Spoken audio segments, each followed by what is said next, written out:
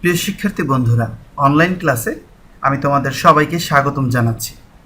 আশা করি সবাই ভালো আছো এবং সুস্থ আছো। ইতোমধ্যে জাতীয় আয় সম্পর্কিত কতগুলো গুরুত্বপূর্ণ ধারণা আমি তোমাদের সাথে আলোচনা করেছি, যা তোমরা অবগত হয়েছ। এ পর্যায়ে আমি তোমাদের সাথে ব্যয়যোগ্য আয় অর্থাৎ ডিসপোজেবল ইনকাম নিয়ে আলোচনা করব। আমরা জানি মানুষ তার আয়ের সবটুকু অংশ ব্যয় করে না। ব্যক্তিগত আয় থেকে কর এবং কর ছাড়া অন্যান্য বিবিধ খরচ বাদ দিয়ে যা অবশিষ্ট থাকে তাকে অর্থনীতিতে ব্যয়যোগ্য আয় বলা হয়। ব্যয়যোগ্য আয়কে আমরা ওয়াইডি দ্বারা প্রকাশ করি। এই ব্যয়যোগ্য আয়কে নিম্নের এই সূত্রটির সাহায্যে উপস্থাপন করা যায়, অর্থাৎ ব্যয়যোগ্য আয় সমান সমান ব্যক্তিগত আয় বিয়োগ ব্যক্তিগত কর। অর্থাৎ আয় থেকে ট্যাক্স বাদ দেওয়ার পর যা অবশিষ্ট থাকে তাই হচ্ছে ব্যয়যোগ্য আয়। ভোগ ব্যয় ও সঞ্চয়ের সমষ্টি কিংবা ভোগ ব্যয় ও বিনিয়োগ ব্যয়ের সমষ্টি থেকেও ব্যয়যোগ্য আয়টি নির্ণয় করা যায়। সূত্রটি একটু লক্ষ্য করো। ব্যয়যোগ্য আয় সমান সমান ভোগ ব্যয় যোগ সঞ্চয়। এই সূত্রটির সাহায্যেও আমরা ব্যয়যোগ্য আয় নির্ণয় করতে পারি। আবার লক্ষ্য করো, ভোগ ব্যয় এবং বিনিয়োগ ব্যয় এর সমষ্টি থেকেও আমরা ব্যয়যোগ্য আয়কে নির্ণয় করতে পারি। তো শিক্ষার্থী বন্ধুরা, ব্যয়যোগ্য আয় সম্পর্কে নিশ্চয়ই তোমরা ধারণা পেয়েছো। কোনো প্রকার প্রশ্ন থাকলে তোমরা কমেন্টে প্রশ্ন করবে। মাথাপিছু আয় অর্থাৎ পার ক্যাপিটা ইনকাম। প্রিয় শিক্ষার্থী বন্ধুরা, তোমরা নিশ্চয়ই জানো পার ক্যাপিটা ইনকাম অর্থাৎ মাথাপিছু আয় অর্থনীতির গুরুত্বপূর্ণ একটি ধারণা। একটি নির্দিষ্ট সময়ে, সাধারণত এক বছরে, কোনো দেশের মোট জাতীয় আয়কে ওই দেশের মোট জনসংখ্যা দিয়ে ভাগ করে মাথাপিছু আয় নির্ণয় করা যায়। বিষয়টিকে আমরা একটি সূত্রের সাহায্যে উপস্থাপন করতে পারি, অর্থাৎ মাথাপিছু আয় সমান সমান মোট জাতীয় আয় ডিভাইডেড বাই মোট জনসংখ্যা। এর ফল থেকে আমরা মাথাপিছু আয়টি নির্ণয় করতে পারি। জীবনযাত্রার মান কেমন তা অনুধাবনের জন্য মাথাপিছু আয়ের ধারণাটি অত্যন্ত গুরুত্বপূর্ণ। দরিদ্র দেশের ক্ষেত্রে মাথাপিছু আয় কম হয়, অন্যদিকে উন্নত দেশের ক্ষেত্রে মাথাপিছু আয় বেশি হয়ে থাকে। প্রিয় শিক্ষার্থী বন্ধুরা, এ পর্যায়ে আমি তোমাদের সাথে অর্থনীতির অন্যতম একটি গুরুত্বপূর্ণ ধারণা নিট ইকোনমিক ওয়েলফেয়ার, যাকে সংক্ষেপে NEW দ্বারা প্রকাশ করা হয়, অর্থাৎ নিট অর্থনৈতিক কল্যাণ, এই ধারণাটি নিয়ে তোমাদের সাথে আলোচনা করব। অর্থনীতিতে নিট অর্থনৈতিক কল্যাণ ধারণাটি নর্ডাস এবং টফিন প্রদান করেছেন।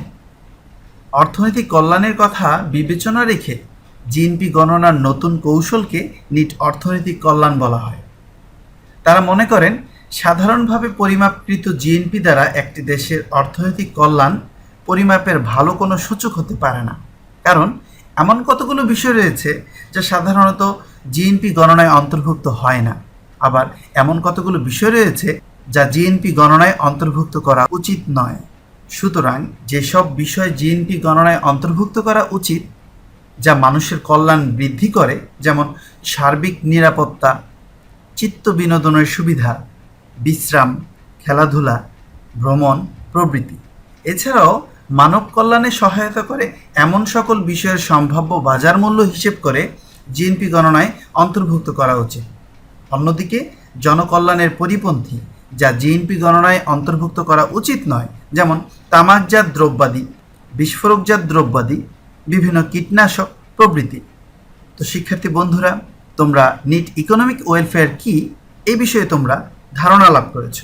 আশা করি পরীক্ষায় এই সম্পর্কিত কোনো প্রশ্ন আসলে তোমরা তা যথাযথ উত্তর দিতে পারবে। এবারে অন্যতম একটি গুরুত্বপূর্ণ ধারণা অর্থাৎ লুকায়িত জিএনপি, এটি নিয়ে তোমাদের সাথে আলোচনা করব। ব্যক্তি বা পরিবার তাদের আয়ের মোট হিসাব রাখে না, কিংবা রাখা সম্ভবও হয় না। আবার কর ফাঁকি দেওয়ার উদ্দেশ্যে তথ্য সংগ্রহকারীর নিকট ইচ্ছাকৃতভাবে তাদের আয়ের সঠিক হিসাব প্রদান করে না, যার ফলে জিএনপির হিসেবে অনেক উপার্জিত আয় বাদ পড়ে যায়।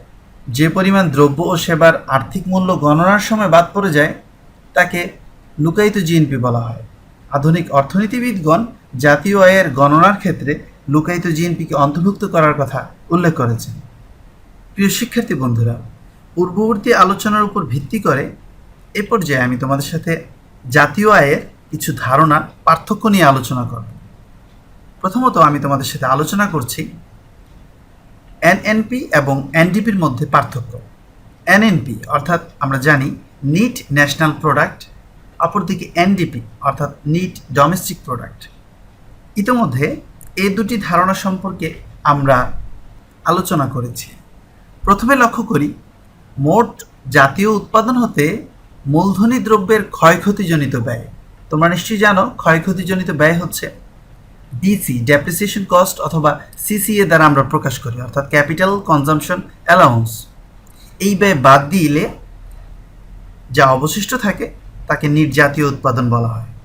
অন্যদিকে মোট দেশজ উৎপাদন থেকে মূলধনী দ্রব্যের ক্ষয়ক্ষতিজনিত ব্যয় অর্থাৎ সিসিএ বা ডিসি, এই ব্যয় বাদ দিলে যা অবশিষ্ট থাকে তাকে অর্থনীতিতে নিট দেশজ উৎপাদন বলা হয়। এবারে দ্বিতীয় পার্থক্যটি আমরা একটু লক্ষ্য করি। সূত্রের সাহায্যে যদি আমরা এনএনপিকে উপস্থাপন করি তাহলে জিএনপি মাইনাস সিসিএ, আমরা এক্ষেত্রে সিসিএর পরিবর্তে ডিসি ব্যবহার করতে পারি, অর্থাৎ ডেপ্রিসিয়েশন কস্ট, যা অপচয় ব্যয়কে নির্দেশ করে। অন্যদিকে এনডিপি সমান সমান জিডিপি মাইনাস সিসিএ। তৃতীয়ত নিট জাতীয় উৎপাদন নির্ণয়ে নিট রপ্তানি আয় হিসেব অন্তর্ভুক্ত করা হয়। এক্ষেত্রে এক্স মাইনাস এম আমরা জানি নিট রপ্তানি, এক্স হচ্ছে রপ্তানি আয়, এম হচ্ছে আমদানি ব্যয়। অন্যদিকে নিট দেশজ উৎপাদন নির্ণয়ে নিট রপ্তানি আয় হিসাব অন্তর্ভুক্ত হয় না। চতুর্থত পরিধিগত দিক থেকে এনএনপি একটি প্রসারিত ধারণা, অর্থাৎ একটি বৃহৎ ধারণা। অন্যদিকে এনডিপি ধারণাটা অনেকটা সংকীর্ণ। আশা করি এই দুইয়ের পার্থক্য তোমরা লিখতে পারবে পরীক্ষায় আসলে। এবারে আমরা মোট জাতীয় উৎপাদন বনাম নিট জাতীয় উৎপাদন অর্থাৎ জিএনপি এবং এনএনপি নিয়ে এই দুইয়ের পার্থক্য তোমাদের সামনে আলোচনা করব। জাতীয় আয় পরিমাপের বেলায় মোট জাতীয় উৎপাদন ও নিট জাতীয় উৎপাদন ধারণা দুটি খুবই গুরুত্বপূর্ণ হলেও তাদের মধ্যে বেশ কিছু পার্থক্য রয়েছে।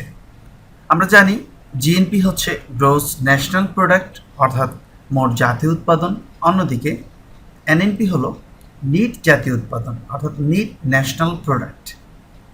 প্রথমত কোনো নির্দিষ্ট সময়ে সাধারণত এক বছরে একটি দেশে মোট উৎপাদিত দ্রব্য ও সেবার আর্থিক মূল্যের সমষ্টিকে জাতীয় উৎপাদন বলা হয়।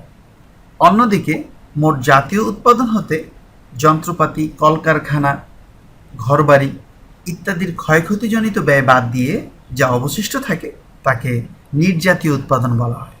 সমীকরণ আকারে যদি আমরা জিএনপি এবং এনএনপিকে উপস্থাপন করতে চাই তাহলে লক্ষ্য করো শিক্ষার্থী বন্ধুরা, জিএনপি সমান সমান C plus I plus G plus X minus M.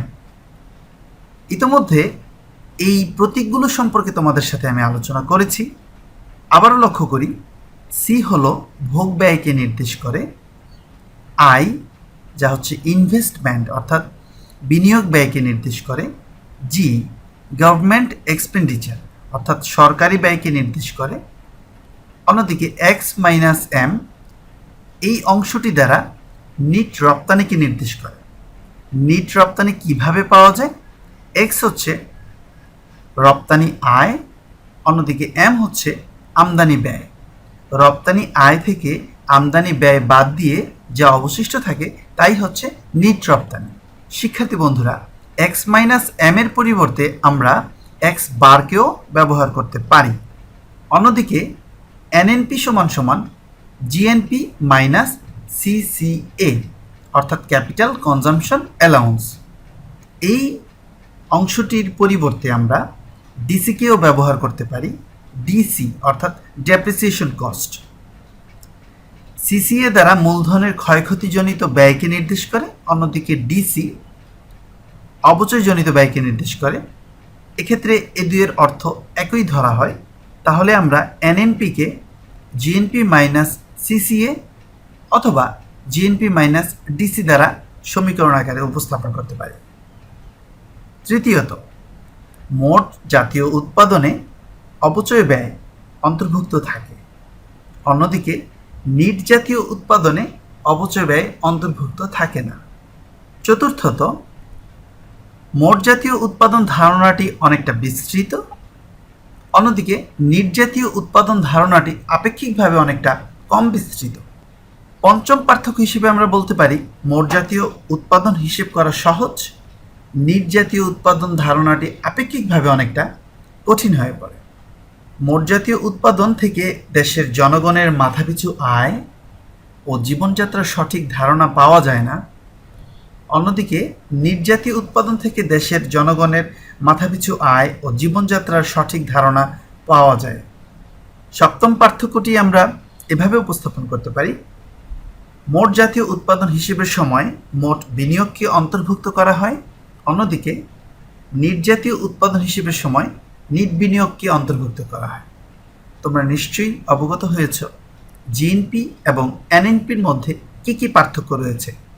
আশা করি পরীক্ষায় এ সংক্রান্ত প্রশ্ন আসলে তোমরা উত্তর দিতে সক্ষম হবে।